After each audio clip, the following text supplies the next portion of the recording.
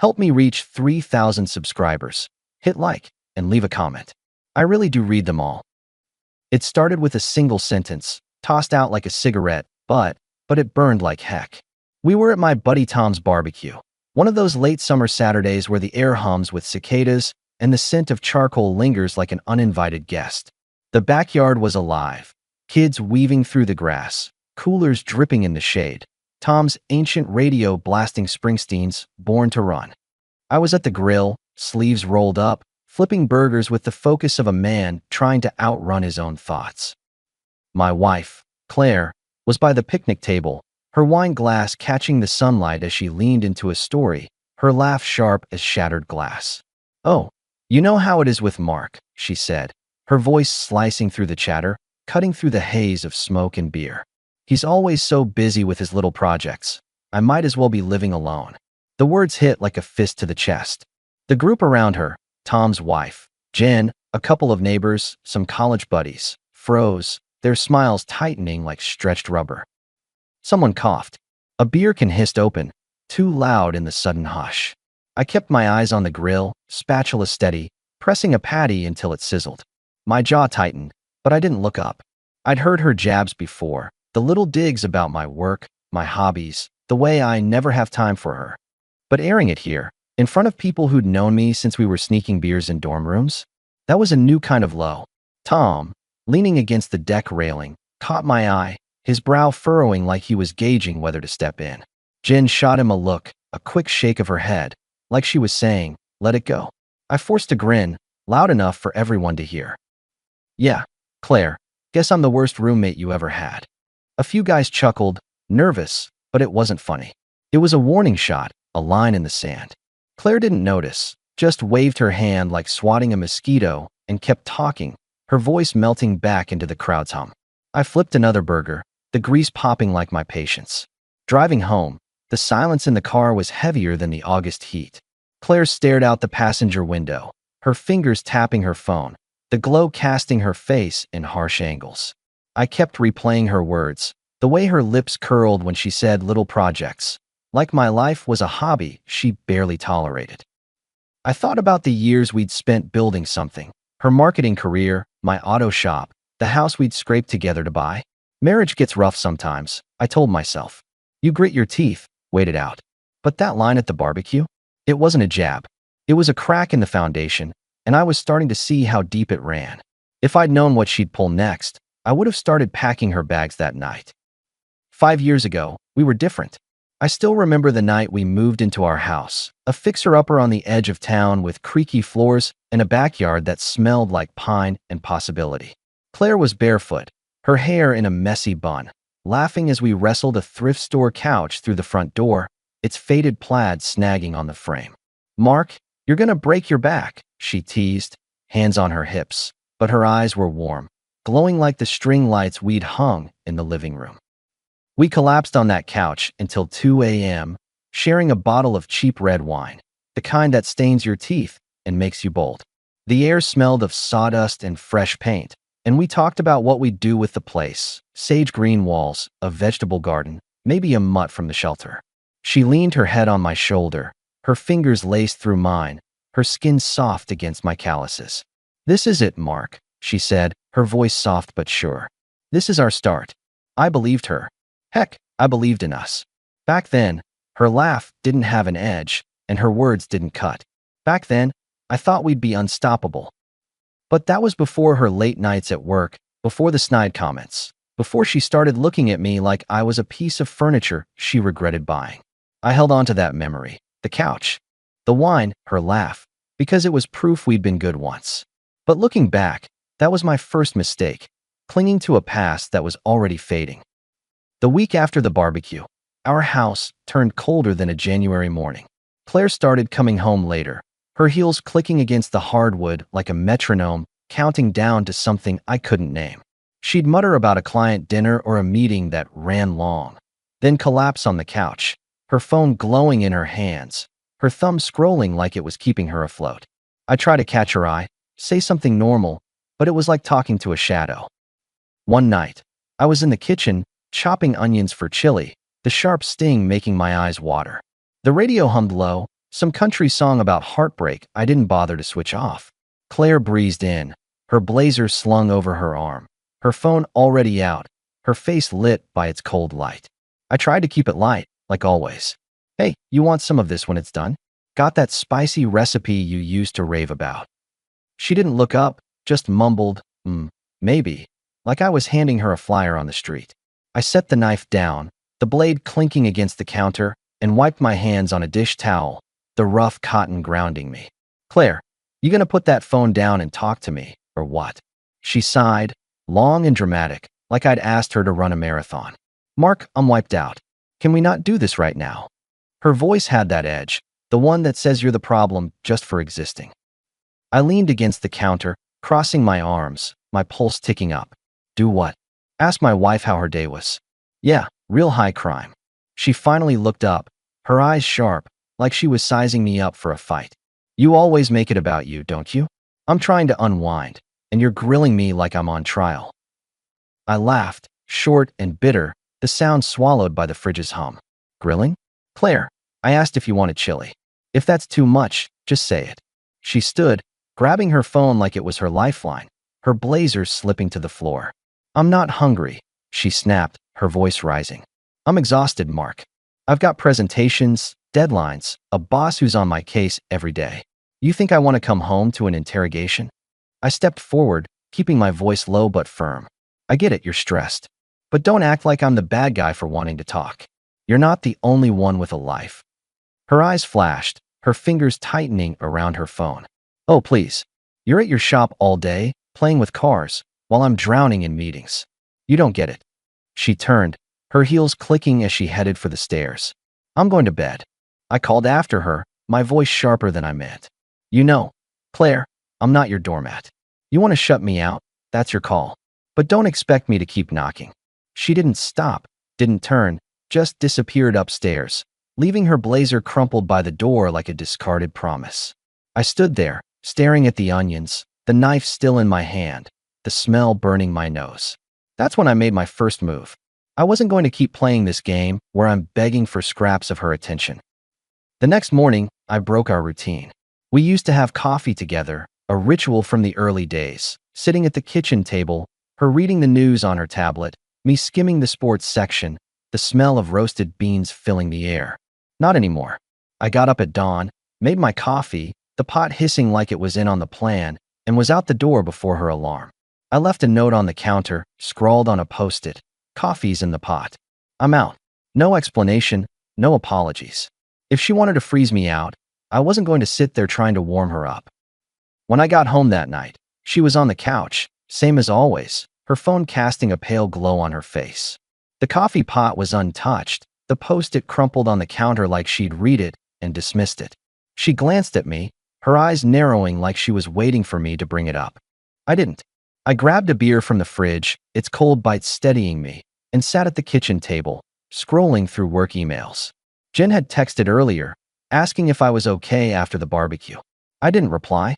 Two can play the silent game, Claire. The auto shop was my sanctuary, always had been. It's a small place off the highway, with a neon sign that flickers when it rains and a concrete floor stained with years of oil and grit.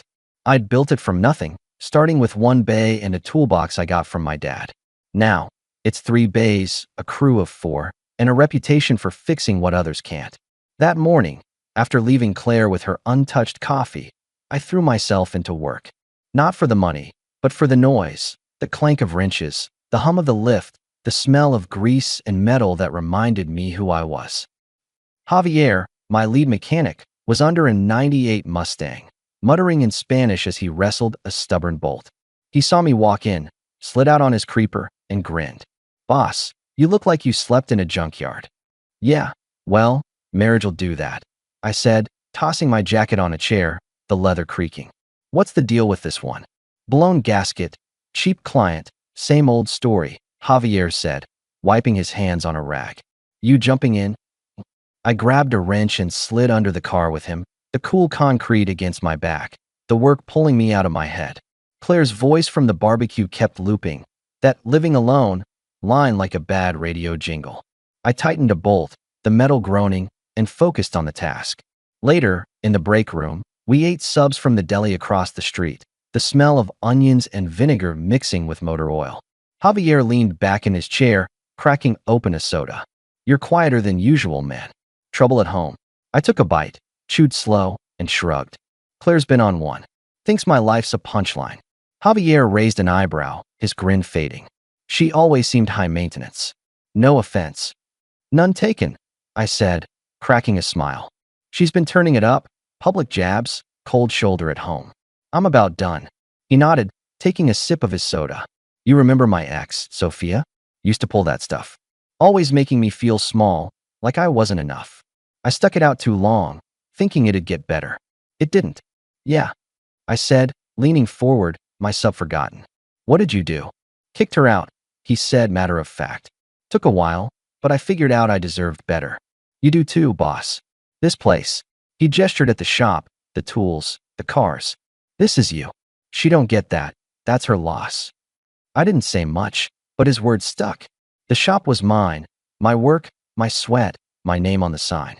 Claire could mock my little projects, but here, I was solid. Respected. Later, as we cleaned up, Javier clapped me on the shoulder. Whatever you do, Mark, don't let her drag you down. You're too good for that noise. I nodded, the weight of his words settling in. I wasn't going to let Claire take this from me. A couple weeks later, we were at the Wilsons for dinner. They're our neighbors, mid-50s, the kind who keep their lawn perfect and always have a story about their golden retriever, Max, who was snoring under the table. I wasn't thrilled about going. Claire's sarcasm had been relentless, little needles every time we spoke, but I figured we could fake it for a night. Big mistake. The Wilsons' dining room smelled like roasted garlic and candle wax. The table set with mismatched plates and a centerpiece of daisies Karen probably clipped from her garden. We were passing around a bowl of mashed potatoes, steam curling up, when Claire started in. She was telling a story about a work event, her hands waving, her laugh filling the room like it used to when we were good. Then she turned to me, her eyes glinting with something sharp. Of course, Mark wouldn't know. He's too busy tinkering in the garage to care about my job. The table went silent. Karen's fork froze halfway to her mouth, her eyebrow arching like a question mark. Greg shot me a glance, his jaw tightening like he was bracing for impact. I set my glass down, the clink loud in the quiet, and leaned back in my chair. Funny, I said, my voice low but steady. Last I checked, my garage projects keep the bills paid. What's your excuse for forgetting our anniversary last month? Claire's smile cracked, her laugh forced and brittle. Oh, come on, Mark, it was one day. You're so sensitive. Sensitive, I said, raising an eyebrow, my fork resting on my plate. Nah, just got a good memory. Unlike some people. Karen cleared her throat, setting her fork down with a soft clink. Well, now, she said, her voice careful, like she was navigating a minefield. I'm sure you two are just going through a rough patch. Marriage takes work, doesn't it, Greg? Greg nodded, his eyes on his steak. Sure does, he said, his tone neutral, but his glance at me saying he'd heard enough. But, communication's key, right? Claire laughed, too loud, trying to steer it back. Exactly. If only Mark could communicate without turning everything into a fight. Her voice was light, but her eyes were daggers. I took a slow bite of potatoes, letting the silence speak for me. Karen fidgeted with her napkin, her smile strained. Maybe we should talk about something else, she said, her voice bright but brittle. Did I tell you Max got into the neighbor's trash again? The rest of the dinner limped along, the air thick with unspoken words. On the drive home, Claire was a storm cloud in the passenger seat. You embarrassed me back there, she snapped, her arms crossed, staring out at the passing streetlights. I gripped the wheel, my knuckles white. You started it, Claire. Don't dish it out if you can't take it. You're unbelievable, she said, her voice low and venomous. You always have to make me look bad. I pulled into the driveway, killed the engine, and turned to her. You don't need my help for that, I said, my voice cold but calm. You're doing fine on your own. That night, I made another move. I stopped sharing my schedule. No more, I'll be home by 6, or I'm grabbing a beer with Tom. If she wanted to know where I was, she could ask. She didn't.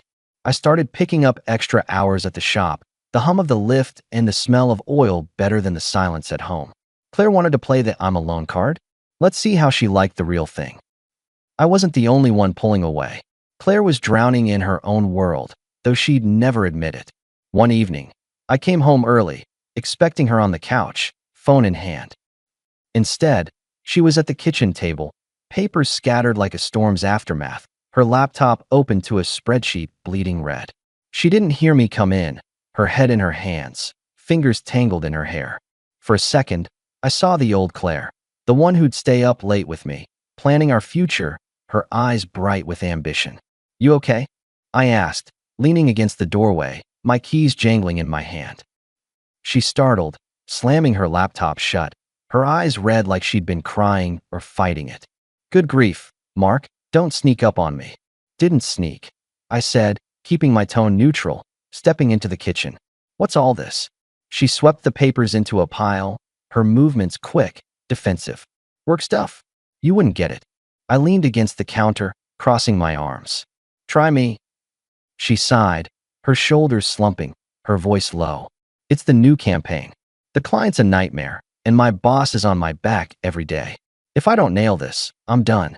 She looked at me, really looked, and for a moment, I thought she might let me in.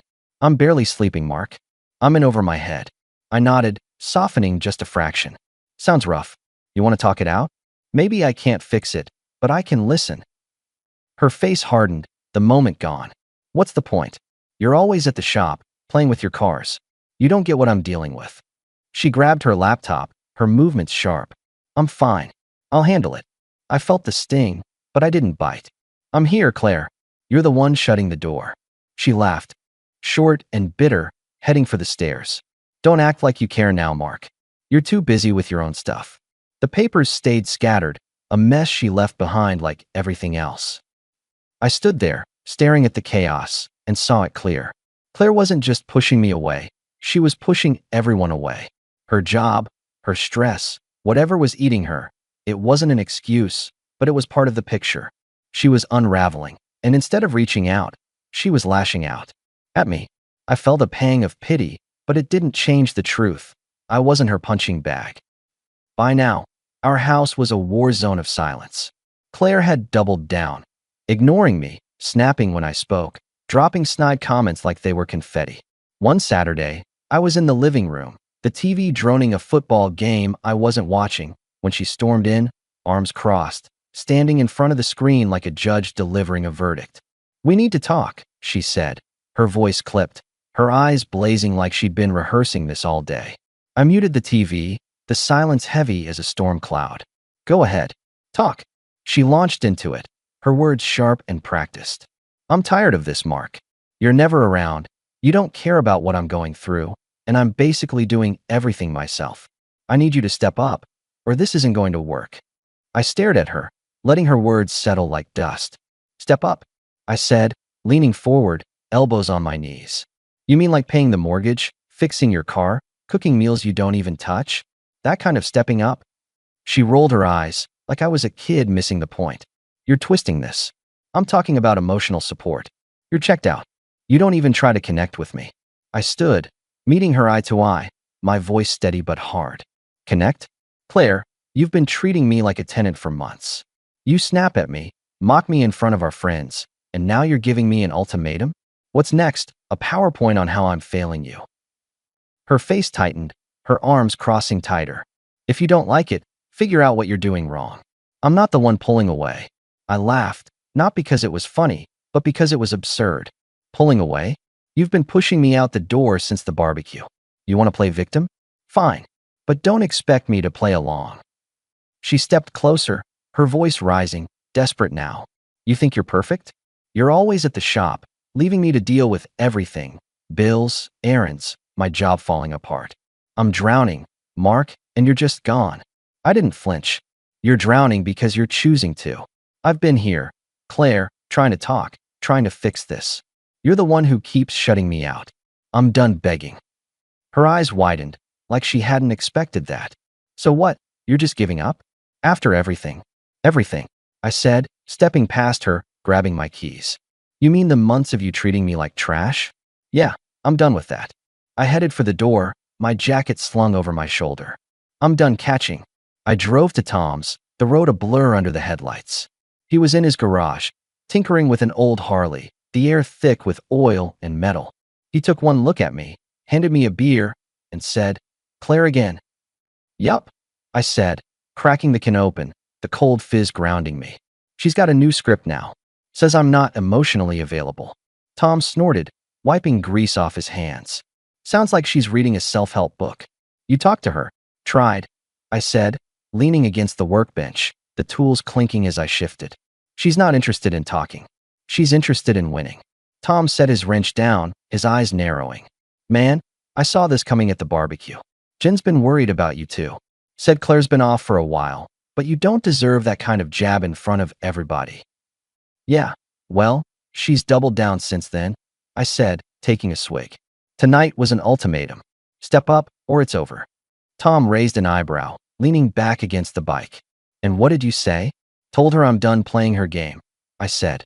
"She's been pushing me away for months. I'm not chasing her anymore." He nodded, slow, like he was weighing it. "Good.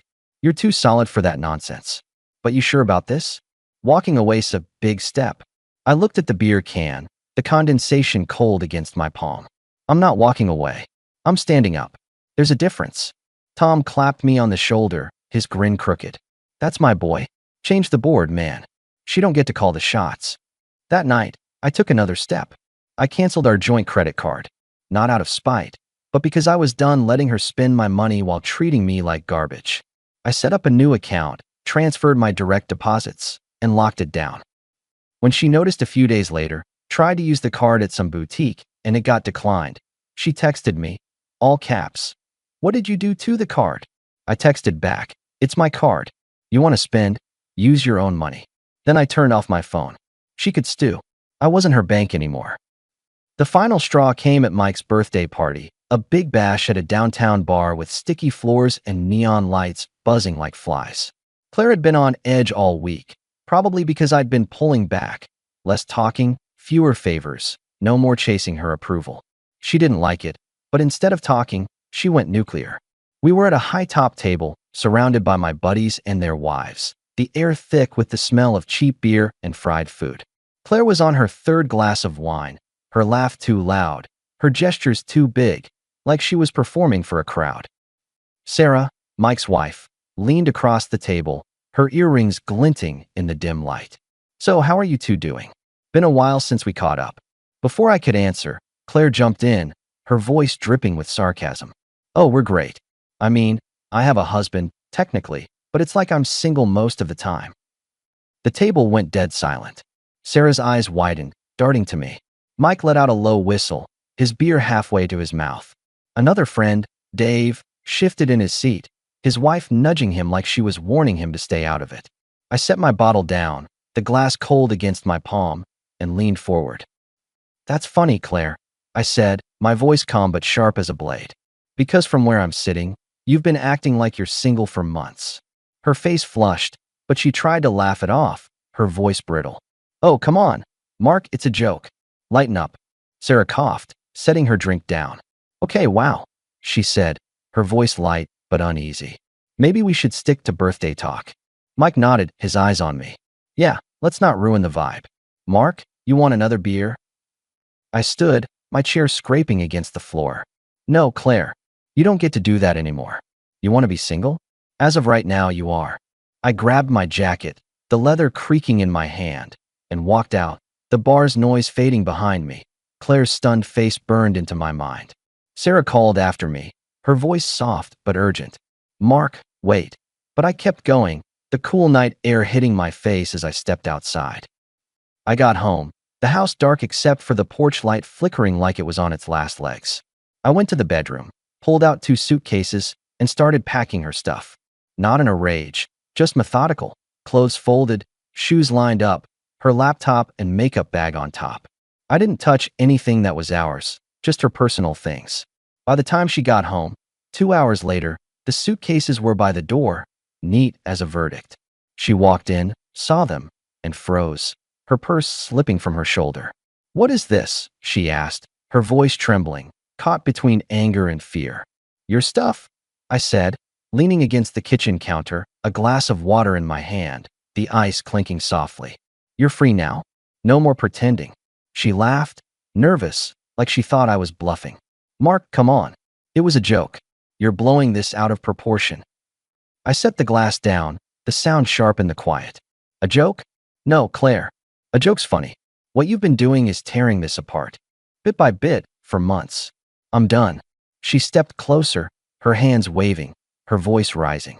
I didn't mean it like that. I was venting, okay? I'm stressed. Work's been crazy, you know that. You can't just end this over one dumb comment. You think this is about one comment? I said, my voice steady but cold. This is about months of you humiliating me, ignoring me, acting like I'm nothing. You don't get to rewrite the rules and expect me to play along.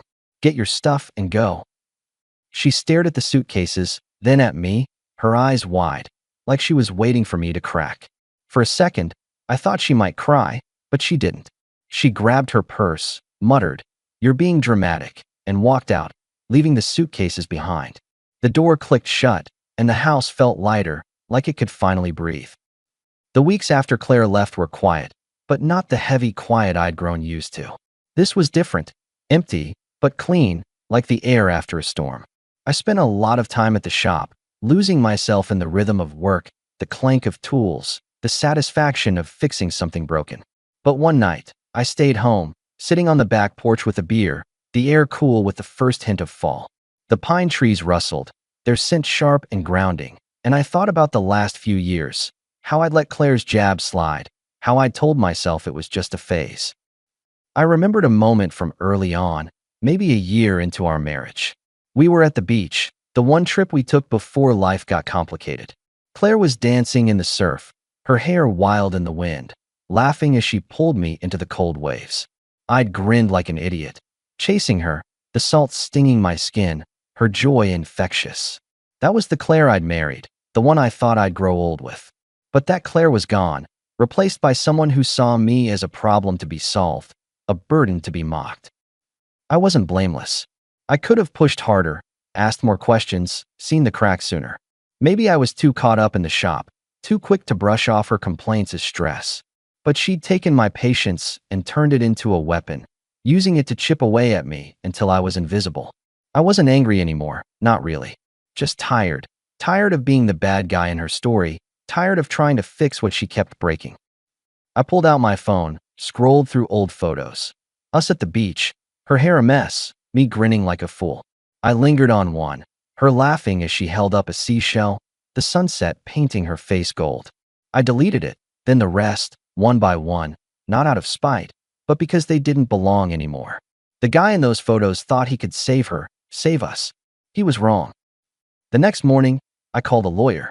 Not some slick suit, just Pete, a guy from high school who'd gone into family law and still wore flannel to work.